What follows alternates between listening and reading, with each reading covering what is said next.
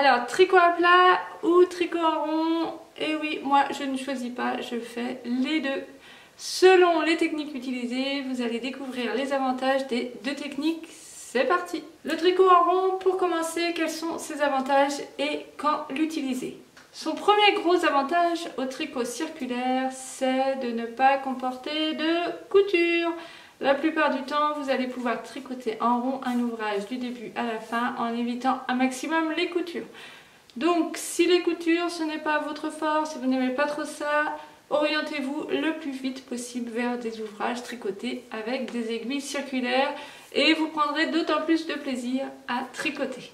Le deuxième gros avantage des tricots en rond, c'est de pouvoir tricoter un maximum avec des mailles endroit. En effet, il faut savoir que quand on veut tricoter du jersey, on va en fait ne tricoter que des mailles endroit. On va tricoter en spirale en quelque sorte et donc on sera toujours sur l'endroit de l'ouvrage. Donc vous allez pouvoir tricoter un pull majoritairement en point endroit. Donc toutes celles qui n'aiment pas trop le point envers, qui ne sont pas encore à l'aise avec ce point envers, orientez-vous aussi rapidement vers les aiguilles circulaires. Vous pourrez tricoter un bonnet par exemple uniquement avec des mailles endroit. Un troisième avantage du tricot en rond, c'est la continuité des motifs. Donc on va avoir beaucoup de jacquards spécifiques pour les tricots en rond. Ce sont des jacquards avec des motifs très répétitifs tout autour du tricot. Alors pourquoi ça? Parce que quand on tricote en rond, comme je vous ai dit, on tricote en quelque sorte en spirale. Et donc pour le jacquard, on a besoin de faire suivre notre fil tout au long du cercle. Notre fil de couleur. Donc tous les fils de couleur, si vous en avez 3 ou 4, ils vont devoir faire le tour eux aussi. Alors plus les motifs seront répétitifs et plus ce sera facile de faire tout le tour avec les fils et plus le tricot sera régulier. Alors c'est pour ça qu'on trouve ces modèles de pulls tricotés en rond avec un grand col fait de plein de petits motifs différents. J'en suis au quatrième point. Le quatrième gros avantage du tricot avec des aiguilles circulaires, c'est que sur certains modèles, vous allez pouvoir essayer le tricot avant de l'avoir terminé. Donc, par exemple, moi j'ai un modèle de bonnet pour mes élèves dans ma classe tricot qui se tricote de haut en bas et qui permet d'essayer le bonnet petit à petit. Donc, aucun risque d'échec. J'ai aussi un modèle de tricot pour chien. C'est la même chose, on ne peut pas se tromper puisqu'on va pouvoir réadapter si la taille ne convient pas. Et enfin, il y a plein de pulls qui peuvent se tricoter aux aiguilles circulaires et donc être essayés au fur et à mesure. C'est parfait pour ajuster la longueur du pull, c'est parfait aussi pour ajuster la longueur des manches. Un cinquième avantage, c'est en ce qui concerne les vêtements, donc les gilets, les vestes, les pulls, c'est qu'en fait votre devant et votre dos vont être tricotés ensemble d'un seul tenant.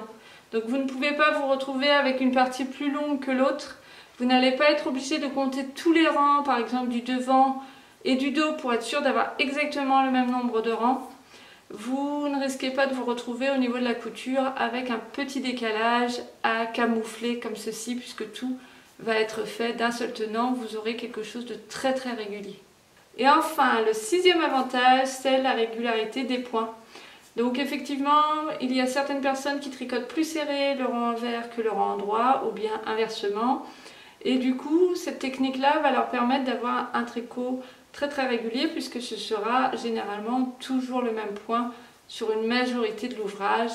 Et en particulier, si vous choisissez du jersey, ce sera très facile d'avoir un très beau rendu. Alors, faut-il pour autant jeter à la poubelle tous les patrons de tricot à plat, toutes les aiguilles droites? Est-ce qu'il faut complètement oublier le tricot à plat? Alors ma réponse, bien entendu, c'est non. Moi personnellement, je tricote toujours avec des aiguilles circulaires, mais il m'arrive de tricoter des projets à plat. Par exemple, tout simplement, ce headband, c'est un projet de tricot à plat. Je prends mes aiguilles circulaires parce que je les aime bien et qu'elles sont pratiques, mais si vous voulez, le tricot est tricoté à plat et ensuite il a pris la forme de ma tête grâce à une petite couture.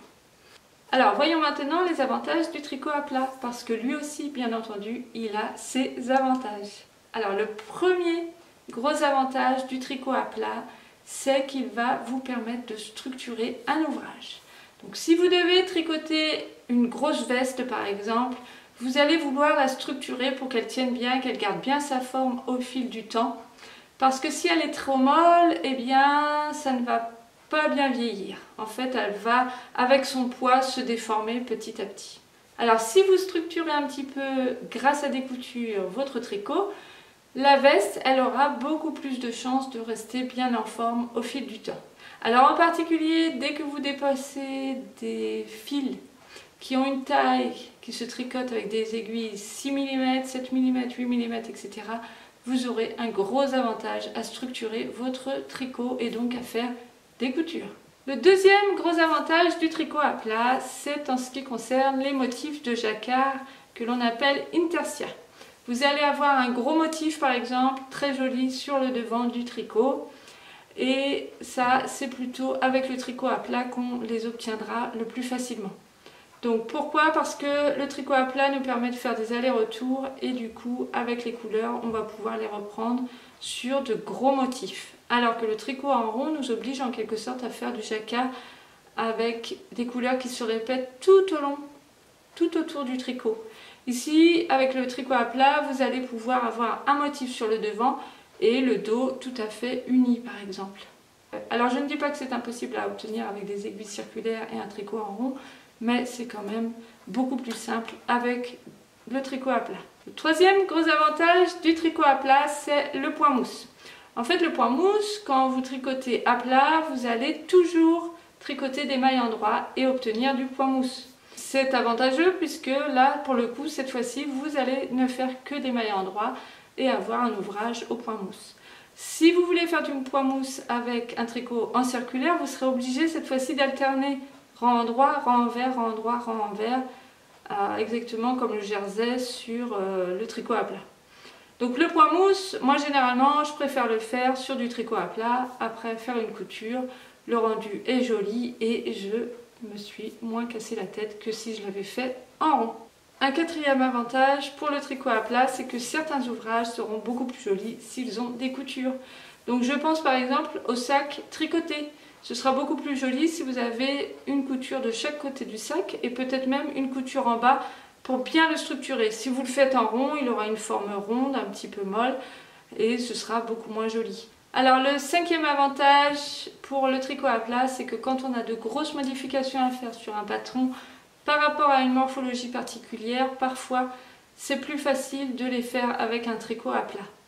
Pourquoi? Parce que chaque partie va être indépendante et donc vous aurez plus de modifications faciles à faire sans que ça impacte sur le reste du tricot. Parce que il y a toujours une question de poids, de fil étiré, etc. Et du coup, on peut, sur certains ouvrages, avoir tout intérêt à ce que on soit sur différentes parties et de coudre tout l'ensemble à la fin, plutôt que tout soit relié, si vous voulez, et on a moins de possibilités d'action. Malgré tout, là aussi c'est possible, il suffit de comprendre comment ça fonctionne pour réussir à faire des ouvrages selon sa morphologie en tricot circulaire. Voilà, alors si vous avez compté les points, vous verrez qu'il y a un petit peu plus d'avantages pour le tricot en circulaire, mais peut-être parce que moi c'est ce que je pratique le plus désormais, même si j'ai tricoté à plat pendant de très nombreuses années. Dites-moi dans les commentaires ce que vous en pensez, quel type de tricot vous préférez, si vous avez envie de découvrir le tricot aux aiguilles circulaires ou si vous êtes très heureuse comme ça avec le tricot à plat, quels sont les avantages que vous lui trouvez. Je serai ravie de vous lire. Alors cette vidéo se termine, n'hésitez pas à vous abonner si ce n'est déjà fait, mettez-moi des commentaires, des petits pouces bleus si cette vidéo vous a plu. Moi je vous dis à très bientôt et bon tricot!